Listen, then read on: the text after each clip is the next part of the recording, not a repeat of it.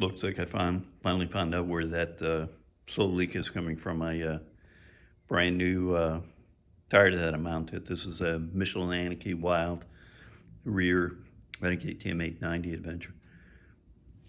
Took me a while, but as I'm sitting here recovering from a stub toe and some knee issues, finding it looks like there's one spoke. You know, I just used a spray bottle with some soap and water. If you just leave it there for 15 minutes, you'll see where the bubbles start forming. Anywhere there may be a leak. I'll check the tire itself, both sides. You know, initially I suspected the rim. These Michelin tires do come with those little rubby nubs. Some people say this, some of the ones, there's nubs on the inside of this band that you see, this sort of double ring, kind of like right before the edge of the rim. But on the inside, there are some of these nubby, I would remove those. I checked another set of tires that I have, the same Anarchy Wilds, and those nubs do go below the rim. So I would just pull those off before you mount them. What disappoints me is that, you know, so these OEM stock wheels have two, what do you call them? Call them rim tapes. One of them, they call them rim tape. The other one's a gasket.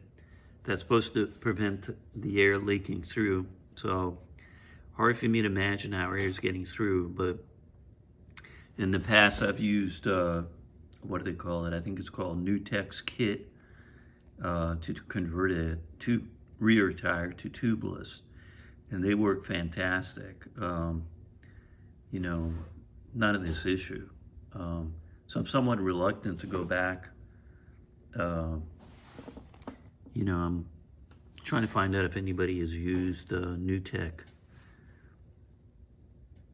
on these. Basically what it is, it's a really sticky, clear tape. It's about 2 inches wide, and you basically clean up inside of the rim, run that, and that does a pretty good job sealing it. It's built for converting a tube tire to tubeless, and we'll see.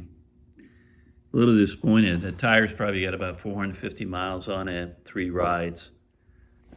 So now I've got to go remove the wheel, take the tire off, see what's going on underneath that spoke.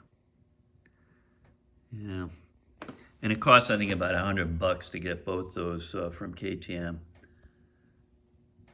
Bike's a 2021. Probably gone through maybe, I don't know, half a dozen, maybe not even half a dozen tire changes. So, and these Michelin tires were soft enough to, I pretty much pushed the tire onto the rim, so I wasn't even using tire irons, just except for the last part of the second side of the bead.